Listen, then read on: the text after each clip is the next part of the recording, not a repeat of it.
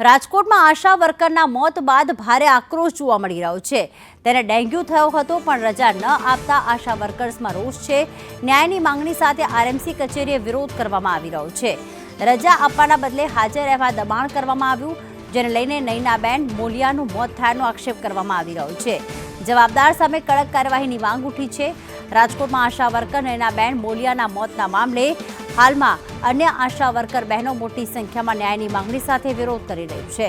તેમનો આક્ષેપ છે કે તેમને ડેન્ગ્યુ થયો હતો, તેમ છતાં રજા આપી નહીં અને હાજર રહેવા માટે દબાણ કરવામાં આવ્યું, જેના કારણે તેમની તબિયત વધુ લથડી અને તેના કારણે તેમનું મોત નીપજ્યું છે। જવાબદારો સામે કાર્યવાહી કરવા માંગ કરવામાં આવી રહી છે।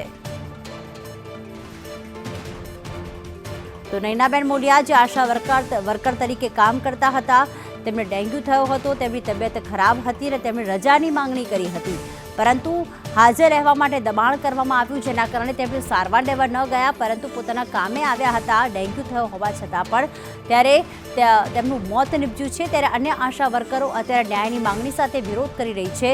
આરએમસી કચેરીની બહાર તમામ આશા વર્કર બહેનો એ જ કહી રહી છે કે અહીંયા ડેન્ગ્યુ થયો હતો, તેમ છતાં રજા ન આપી અને હાજર રહેવા માટે દબાણ કરવામાં આવ્યું, જેના જ કારણે નયનાબેનનું મોત નીપજ્યું છે। જો આના અંગે જે પણ જવાબદાર હોય તેની સામે કડક કાર્યવાહી કરવી જોઈએ।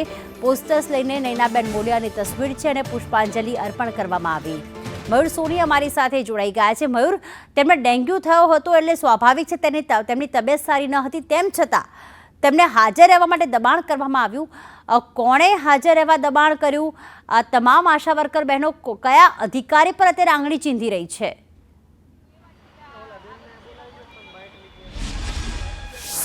પ્રીતિ, સૌપ્રથમ જણાવી દઉં કે 12 તારીખના રોજ નયનાબેનને ડેન્ગ્યુની અસર થઈ હતી અને ત્યારબાદ તેને રજા રિપોર્ટ મૂક્યો હતો, પરંતુ તેના ઉપરી અધિકારીઓ અને અન્ય ડોક્ટરોએ છે રજા નહોતી આપીને તેને સતત ફરજ ઉપર હાજર રહેવા માટે દબાણ કરવામાં આવ્યું હતું। 2 દિવસ બાદ વધારે તેની તબિયત લથડી હતી, ત્યારબાદ તેનો ડેન્ગ્યુનો રિપોર્ટ આવ્યો હતો, રિપોર્ટ રજૂ કર્યો હતો, પરંતુ તેમના ઉપરી અધિકારીને ડોક્ટરો છે તેમને એમ કહીને લતાડ્યા હતા કે તમે ફરજનિષ્ઠ નથી, તમે બેદરકાર છો, તમારે કામ નથી કરવું અને તમારે ફરજ ઉપર હાજર જ રહેવું પડશે, અને જો તમે હાજર નહીં રહો તો તમને નોકરીમાંથી કાઢી મૂકવામાં આવશે।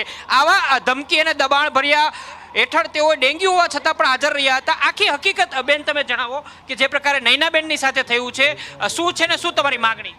અમારી માંગણી એટલી જ છે કે જે આશા વર્કર બેન કોઠાડિયાના ગુજરી ગયા છે, એમને એક ન્યાય આપે કે એ ગુજરી ગયા પછી એમને એવું કેમ કહેવામાં આવે છે કે બેન કામ નથી કરતા, કે એ માનસિક હતા। જ્યારે એ હાજર હતા ત્યારે તો એ કામ કરતા જ હતા। જે ક્રોસ ચેકિંગ કરવું હોય વિસ્તારમાં તો કરી શકે, અમે તો કરી આવ્યા છીએ, બરોબર છે કે બેનો એમના વિસ્તારના બહેનોએ અમને કીધું છે કે એ બેન અમારા રોજે આવતા હતા, એ લોકો એટલા રડ્યા અમારી પાસે, અમે ગયા તો કે એ બેન જેવું કામ ન થાય, અમે ક્યારે પણ કહીને ત્યારે, અને વિસ્તારના બહેનોએ અમને એવું પ્રૂફ પણ આપ્યું કે જે બેન એડમિન હતા, પોતાને પાઇન ચડતા હતા, છતાં એને વોઇસ મેસેજ કરી અને એએનસીને એવું કીધું છે સગર્ભા બેનને કે બેન તમે ચિંતા ન કરતા, તમને કાંઈ નહીં થાય, તમારા પૈસા આવી જશે અને કાંઈ પણ હોય તો મને ફોન કરજો। ડેન્ગ્યુ થયું હતું, કોણ દબાણ કરતું હતું ફરજ ઉપર આવવા માટે, કોણ ધમકી આપતું હતું? કોઠારિયાના જે મેડિકલ ઓફિસર છે ને ડૉક્ટર યાસ્મીનબેન, એમને ફરજ ઉપર આવવા માટે એમને દબાણ કર્યું હતું કે મિટિંગમાં તો તમારે આવવું જ પડશે, નહીં આવો તો તમને છૂટા કરી દેવામાં આવશે। તો એ બેન મિટિંગમાં આવ્યા, કારણ કે એક નાનું કર્મચારી છે કે આશાનું એક નાનું એવું કામ છે અમારું, ભલે અમે એમ નથી કહેતા કે અમે પાયાની કામગીરી કરીએ છીએ, પણ અમે એક નાના કર્મચારી છે, તો જે બેન હાવ નાના પગારમાં પોતાની કામગીરી કરતા હોય અને ગુજરાન ચલાવતા હોય, એ બેનને છૂટા થવાની બીક તો લાગવાની જ છે। એટલે એ બેન પોતે બીમાર હોવા છતાં કેન્દ્ર પર આવ્યા, મિટિંગમાં બેઠા, ત્યાં એમના મેડિકલ ઓફિસરે તેમને એક જ ગોળી આપી અને ગોળી આપી અને એને બેસાડી રાખ્યા। બેઠા પછી બેનને બહુ તબિયત ખરાબ થઈ, એટલે બીજા બહેનોએ એમને સપોર્ટ કર્યો અને એ બેનને કીધું કે જવા દો, પછી બેનને જવા દીધા, પણ ઘરે ગયા ત્યારે એની તબિયત એટલી બધી ખરાબ હતી કે એને સીધા ડાયરેક્ટ ખાનગી હોસ્પિટલમાં ખસેડવામાં આવ્યા અને અહીંયા એડમિટ કરવામાં આવ્યા। ત્યાં એમને રિપોર્ટ ડેન્ગ્યુનો પોઝિટિવ આવ્યો અને પછી એની ટ્રીટમેન્ટ ચાલુ કરી, પછી એને બીજી હોસ્પિટલ ખસેડવામાં આવ્યા।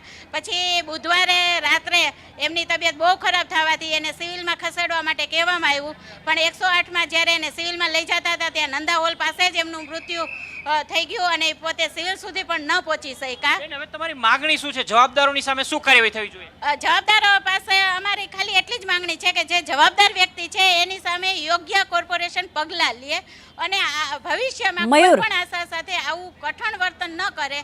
બસ અમારી આટલી જ માંગણી છે. બિલકુલ, તો જે પ્રકારે એક આશા વર્કર બેન છે મયુર, તેનું મોત થયું છે, મયુર, તેના મયુર. માટે જે જવાબદારો છે જેમને ખાસ આ ફરજ બધા- આપવા માટે મયુર. દબાણ કર્યું હતું, ડેન્ગ્યુની બીમારીથી પીડાતા એક બેન હતા, તેમના ઉપર દબાણ મયુર, કરીને આ આશા તેમને વર્કર ફરજ બહેનો છે પાડવામાં તેમને આવી હતી પૂછો કે નોકરી માત્ર ઉપર આવે નૈનાબેન તો જ સાથે આવું તેમને વર્તન નોકરી કરવામાં ચાલુ આવ્યું રહેવામાં કે આવશે. એ પણ જ્યારે બીમાર હોય કે તકલીફમાં હોય ત્યારે તેમને પણ આ પ્રકારની ધમકી મળે છે કે તમને ફરજ પરથી મોકૂફ ફરજ પરથી કાઢી મૂકીશું, નોકરીમાંથી કાઢી મૂકીશું. એમને પણ આ પ્રકારે મેડિકલ ઓફિસર દ્વારા ધમકી આપવામાં આવે છે.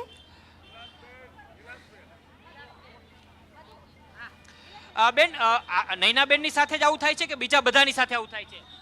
ઘણી વખત આવું બને છે સર. આ નૈનાબેનનું તો બહુ મોટું ઇસ્યુ કહેવાય કે આજે એ બીમાર હોવા છતાં એને છૂટી ન આપી. બેન આજીજી કરે છે કે મેડમ મને મારી તબિયત સારી નથી, હું બેસી શકું પણ હું બેસી શકું કે ચાલી શકું એવી હાલત નથી, તો મને ઘરે જવા દ્યો.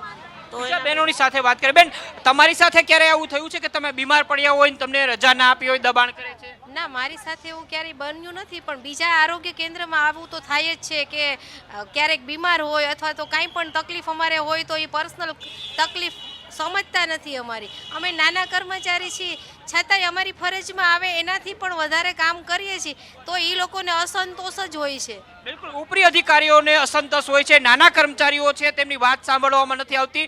અનેક કર્મચારીઓએ આક્ષેપ લગાવ્યા છે કે બીમાર હોય છે અથવા તો કોઈ પ્રસંગ હોય છે, જરૂરી રજાની જરૂર હોય છે, છતાં પણ તેમને દબડાવીને ધમકાવીને કામ લેવામાં આવે છે. મહત્વની વાત એ છે કે નાના નાના આશા વર્કર કર્મચારીઓ છે, એમનું ઘર છે, એમના પગારથી ચાલતું હોય છે, જે કંઈ કમાતા હોય છે એમાં પરિવારને ટેકો મળતો હોય છે, અને જો આ નોકરી છૂટી જાય તો એમના પરિવારનું ભરણ પોષણ, એમની રોજી છીનવાઈ જતી હોય છે, એમને એક ટન ખાવાના સાસા પડી જતા હોય છે પ્રીતિ. અને આ જ બીકના કારણે, ધમકીના કારણે તેઓ આટલા બીમાર હોવા છતાં પણ પોતાની ફરજ ઉપર હાજર હતા. હવે તેમને પોતાનો જીવ ગુમાવ્યો છે અને હવે આ તમામ આશા વર્કર બહેનો ન્યાયની માંગણી કરી રહ્યા છે. બિલકુલ મયુર, હવે આપ મેડિકલ ઓફિસરનો પણ સંપર્ક સાધવાનો પ્રયાસ કરશો. હાલ તમામ વિગતો માટે આભાર આપનો.